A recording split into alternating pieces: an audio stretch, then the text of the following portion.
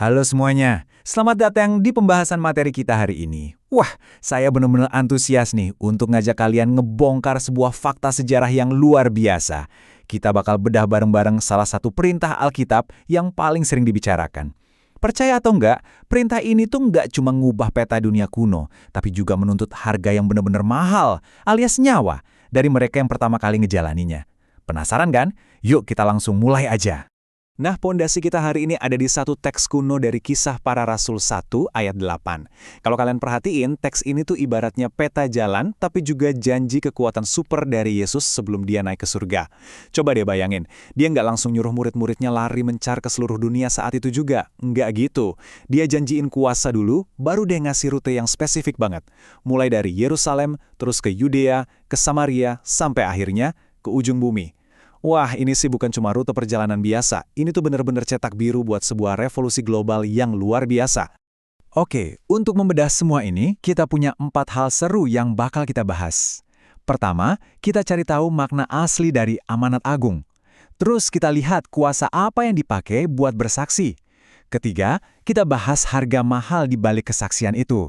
Dan terakhir, gimana sih cara menjangkau ujung dunia itu? Masuk ke poin pertama kita, makna asli dari amanat agung.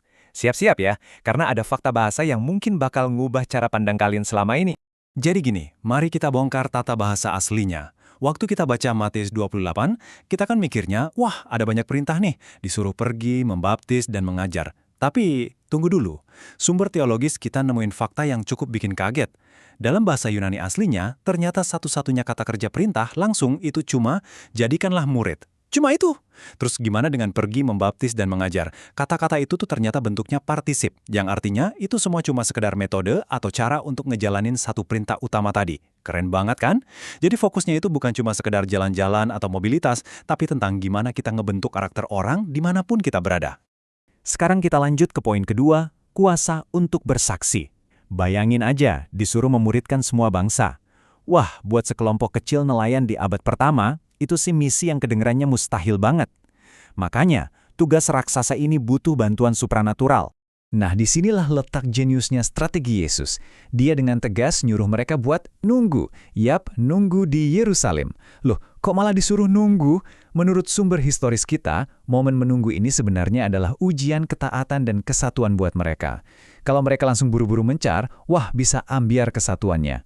Yesus tuh pengen ngoreksi pemikiran mereka yang salah soal bikin kerajaan duniawi yang instan. Sebaliknya, dia maksa mereka buat benar-benar berserah 100% sama kuasa Roh Kudus yang bakal turun, bukan ngandelin tenaga mereka sendiri. Waktu Yesus bilang, kamu akan menjadi saksiku, kata bahasa Yunani yang dipakai itu adalah martus. Nah, arti asli dari kata ini tuh penting banget buat kita pahami. Martus itu bukan orang yang cuma denger-denger gosip terus diceritain lagi. Bukan. Martus itu saksi mata langsung. Para rasul ini kan udah bener-bener ngalamin hidup bareng Yesus, ngelihat mujizatnya, dan yang paling gila, mereka lihat sendiri kalau dia itu bangkit dari kematian. Pengalaman langsung inilah yang jadi bahan bakar utama keberanian mereka buat bersaksi. Tapi di titik inilah ceritanya jadi lumayan gelap dan tragis. Seiring berjalannya waktu, kata martus tadi pelan-pelan berubah makna jadi satu kata yang mungkin sering kita dengar sekarang, martir. Sejarah mencatat kalau kamu berani jadi martus dan bersaksi bahwa ada raja lain selain Kaisar Romawi saat itu, wah hukumannya adalah maut. Jadi bersaksi itu artinya siap kehilangan nyawa. Serem banget kan? Itu membawa kita ke poin ketiga, harga sebuah kesaksian. Kita bakal ngelihat betapa brutalnya realitas ngejalanin amanat agung di masa Kekaisaran Romawi abad pertama. Catatan dari jurnal Yada ngingetin kita satu hal yang bikin merinding. Teologi gereja mula-mula itu nggak dibikin di ruangan kelas ber-AC atau dari seminar-seminar mewah. Nggak sama sekali. Teologi mereka itu lahir dan diuji di tengah-tengah stadion yang berdebu dan penuh darah atau di dalam terowongan katakombe bawah tanah yang gelap gulita. Di tengah penganiayaan yang luar biasa ngeri, arena gladiator dan tiang salib justru mereka ubah jadi panggung utama buat bersaksi ke dunia yang ngebenci mereka. Coba kita lihat harga yang harus dibayar lunas sama para saksi mata ini. Jujur aja realitas sejarahnya bikin kita nahan napas. Andreas, dia disalib di kayu salib berbentuk huruf X. Dan asal kalian tahu, sejarah mencatat, dia masih terus berkhotbah dari atas salib itu selama 2 hari penuh. Lalu Filipus, dia digantung terbalik. Bartolomeus, wah akhir hidupnya ngeri banget. Dia dikuliti hidup-hidup. Terus ada Thomas yang sering diejek sebagai si peragu. Ternyata dia pergi jauh banget sampai ke India, dan akhirnya ditusuk tombak karena nggak mau berhenti cerita soal Yesus. Dan Yakobus, dia dilempar dari atap bait suci. Ini bukan film pahlawan super ya, ini murni manusia biasa yang punya keyakinan yang luar biasa kuat karena mereka lihat sendiri kebenarannya. Mereka beneran ngebuktiin kesaksian mereka pakai darah. Terus, apakah semua kekejaman itu berhasil ngehancurin pesan mereka? Ternyata, justru sebaliknya. Ada satu kutipan brilian dari Tertullian, seorang penulis Kristen awal. Dia bilang, darah para martir adalah benih gereja.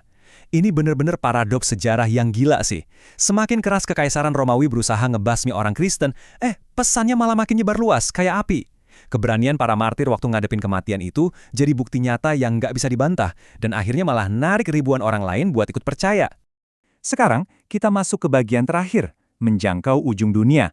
Setelah kita jalan-jalan ngelihat sejarah masa lalu, gimana kalau sekarang kita tarik maknanya buat kehidupan kita sehari-hari? Coba deh kita ingat-ingat lagi rute yang dikasih di Kisah Para Rasul tadi.